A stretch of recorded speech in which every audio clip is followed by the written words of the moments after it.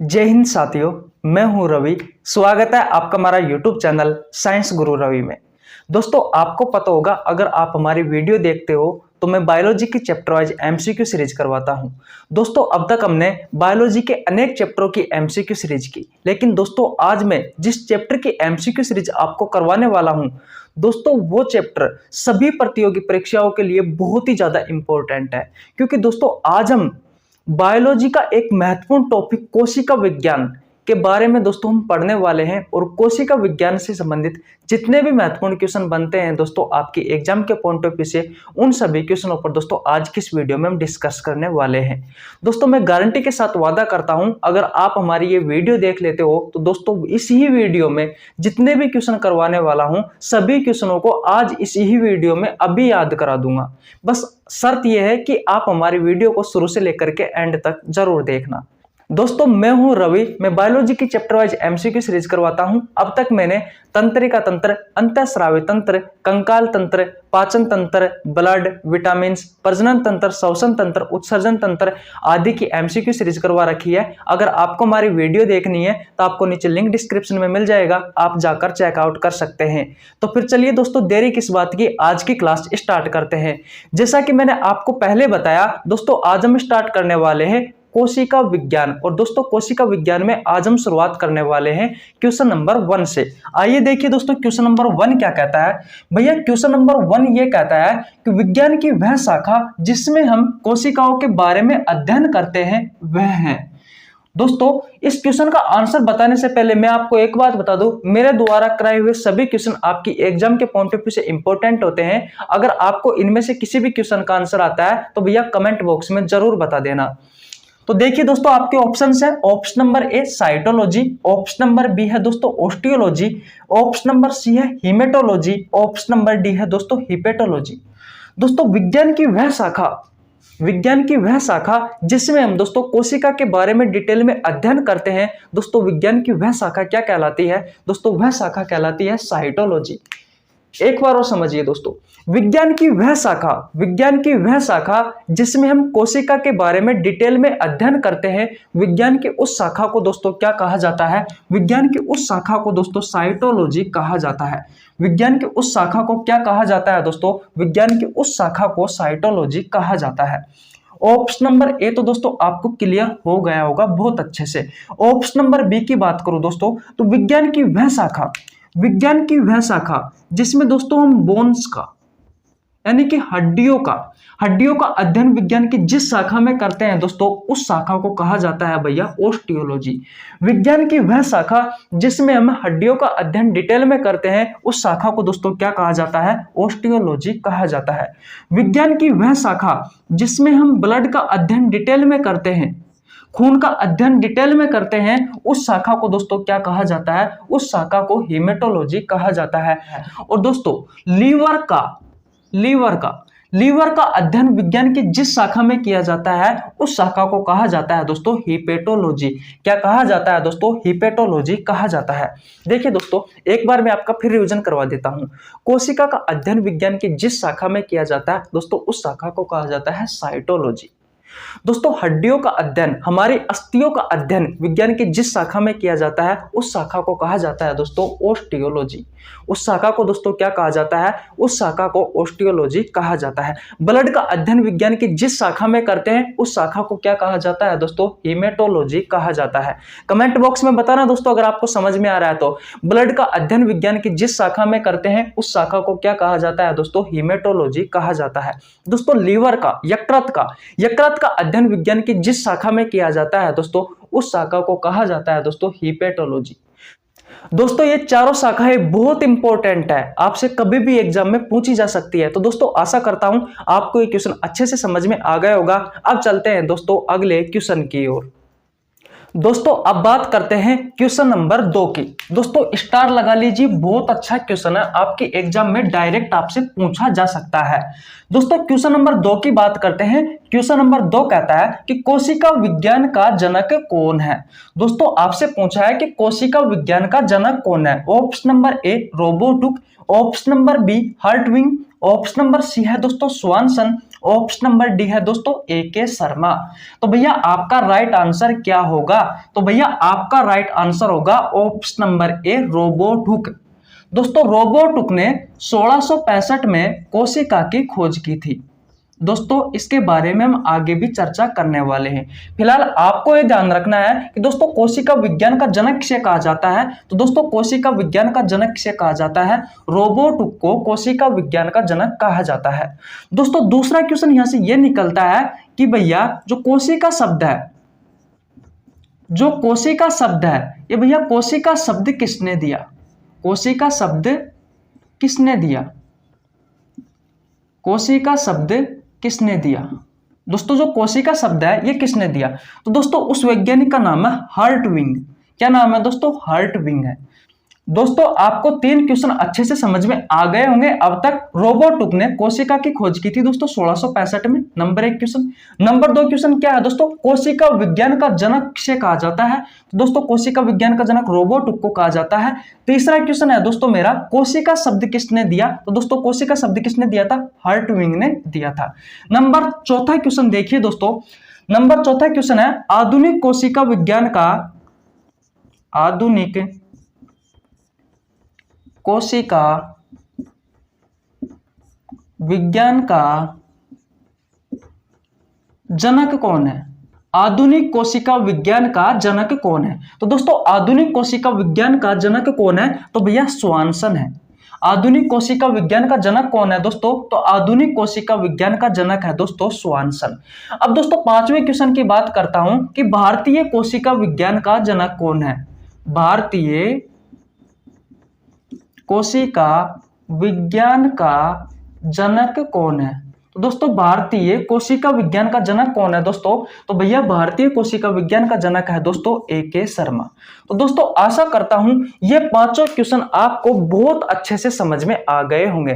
दोस्तों इन 5 क्वेश्चनों में से आपकी एग्जाम में कोई सा भी क्वेश्चन पूछा जा सकता है। एक बार और रिवीजन करवा देता हूं। देखिए दोस्तों, पहला क्वेश्चन, कोशिका विज्ञान का जनक कौन है? तो दोस्तों रोबोट हुक है। दूसरा क्वेश्चन, कोशिका की खोज किसने की थी? तो दोस्तों कोशिका की खोज की थी रोबोट हुक ने 1665 में सबसे पहले। तीसरा क्वेश्चन, कोशिका शब्द किसने दिया? तो दोस्तों कोशिका शब्द दिया था हर्टविग ने। किसने दिया था दोस्तों? हर्टविग ने दिया था। चौथा क्वेश्चन क्या है दोस्तों? आधुनिक कोशिका विज्ञान का जनक कौन है? तो दोस्तों आधुनिक कोशिका विज्ञान का जनक है स्वानसन। 5वां क्वेश्चन क्या है दोस्तों? भारतीय कोशिका विज्ञान का जनक कौन है? तो दोस्तों भारतीय कोशिका विज्ञान का जनक कौन है? ए के शर्मा है। तो दोस्तों आशा करता हूं ये क्वेश्चन भी आपको बहुत अच्छे से समझ में आ गया होगा। अब चलते हैं दोस्तों अगले क्वेश्चन की ओर।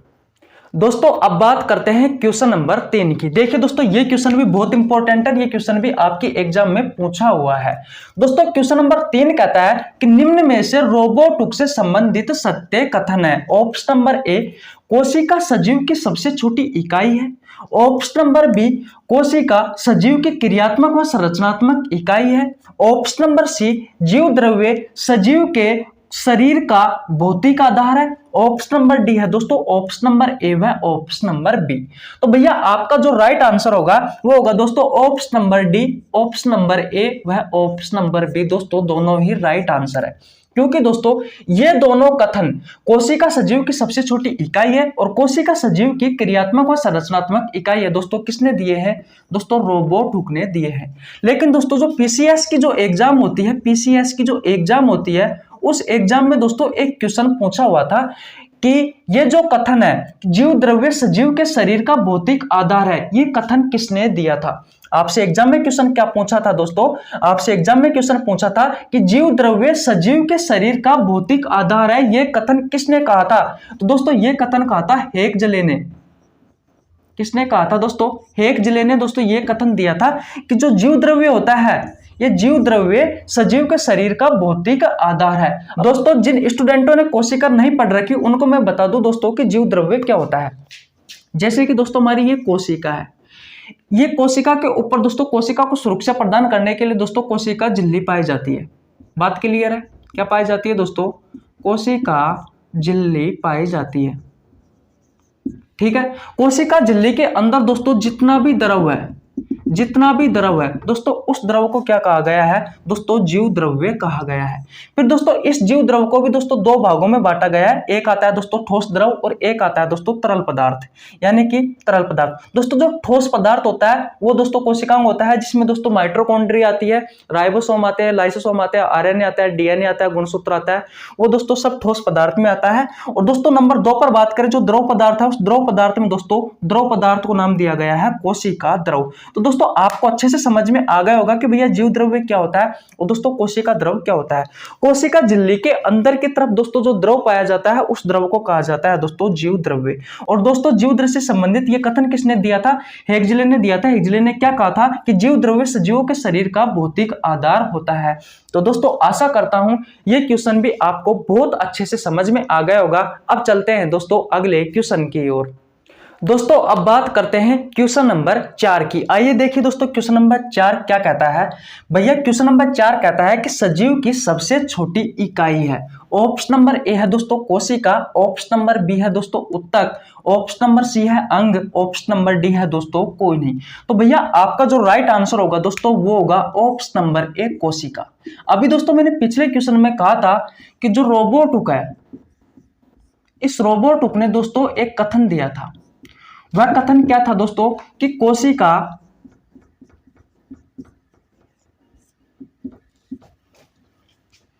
शरीर की सबसे छोटी इकाई होती है।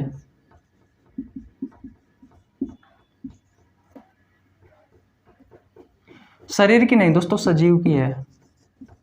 सजीव की सबसे छोटी इकाई होती है। तो दोस्तों इस बात से क्या सिद्ध हो रहा है कि भैया रोबोट जी ने कहा है कि कोशिका होती है ना, ये कोशिका दोस्तों सजीव की सबसे छोटी इकाई होती है। अर्थात मैंने आपसे क्वेश्चन पूछा है कि सजीव की सबसे छोटी इकाई क्या है, तो दोस्तों सजीव की सबसे छोटी इकाई रहेगी दोस्तों कोशिका। इस बात को सिद्ध किसने किया था, इस बात को सिद्ध किया था दोस्तों रोबोट हुक ने। तो दोस्तों आशा करता हूं ये क्वेश्चन आपको बहुत अच्छे से समझ में आ गया होगा। दोस्तों क्वेश्चन इंपॉर्टेंट है, बहुत सारे एग्जामों में दोस्तों एक क्वेश्चन पता नहीं कितनी बार पूछा है दोस्तों, होने को तो सीधा सा है लेकिन दोस्तों ये क्वेश्चन बहुत बार आपसे एग्जाम में पूछा है। इसलिए दोस्तों आशा करता हूं ये क्वेश्चन आपको समझ में आ गया होगा। अब चलते हैं दोस्तों अगले क्वेश्चन की ओर। दोस्तों आज का हमारा अंतिम क्वेश्चन है क्वेश्चन नंबर 5। आइए देखिए दोस्तों क्वेश्चन नंबर 5 क्या कहता है। भैया क्वेश्चन नंबर 5 कहता है कि जब सजीव का निर्माण होता है तो सबसे पहले दोस्तों उस सजीव में एक कोशिका का निर्माण होता है। उस कोशिका को कहा जाता है, उस कोशिका का नाम पूछा है दोस्तों। जब सजीव का निर्माण होता है तो सबसे पहले एक कोशिका का निर्माण होता है, उस कोशिका को कहा जाता है। उस कोशिका का क्या नाम है, ऑप्शन नंबर ए है दोस्तों युग्मनज, ऑप्शन नंबर बी है उत्तक, ऑप्शन नंबर सी है दोस्तों अंग, ऑप्शन नंबर डी है दोस्तों अंग तंत्र। तो भैया आपका जो राइट आंसर होगा दोस्तों वो होगा युग्मनज। आपको पता है दोस्तों जो माता होती है, इस माता से तो अंडाणु निकलते हैं और जो पिता होता है, इस पिता से दोस्तों शुक्राणु।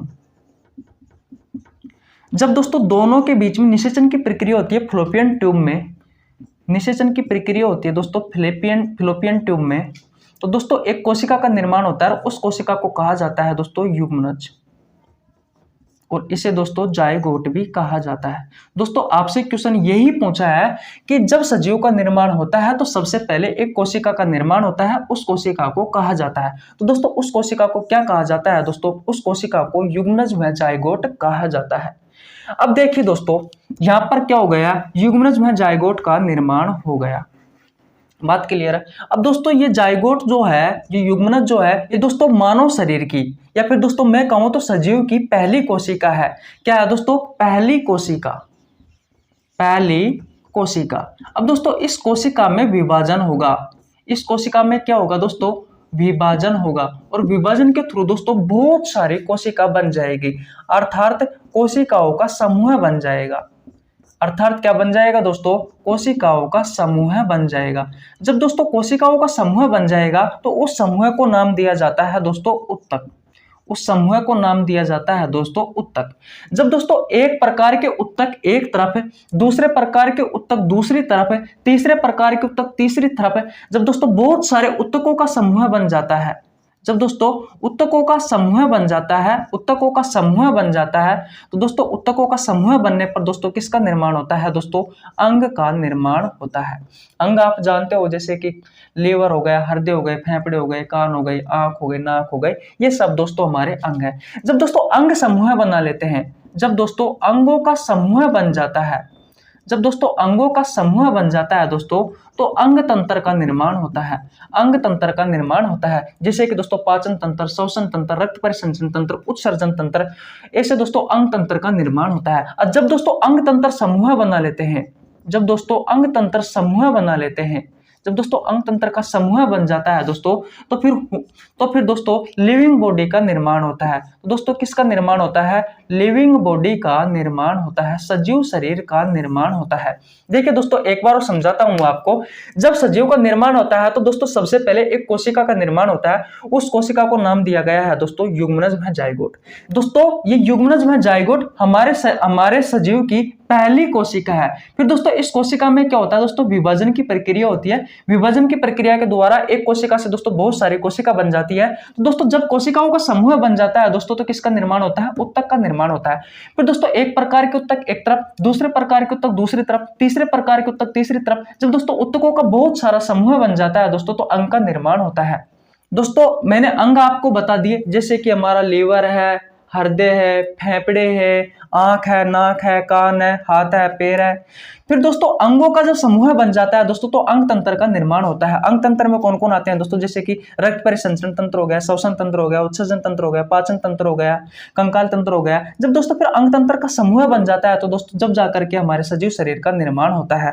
तो दोस्तों आशा करता हूं ये कहानी आपको बहुत अच्छे से समझ में आ गई होगी। अगर दोस्तों हमारी आपको वीडियो अच्छी लगी तो वीडियो को लाइक कर देना, आपके छोटे भाई के लिए एक प्यारा सा कमेंट कर देना, हमारे चैनल को सब्सक्राइब कर लेना अगर नया है तो, और दोस्तों साथ ही साथ में बेल आइकन को प्रेस कर लेना, जिससे आपके पास हमारी वीडियो का टाइम टू टाइम नोटिफिकेशन पहुंच सके। मिलते हैं किसी नेक्स्ट वीडियो में, तब तक के लिए जय हिंद, जय भारत।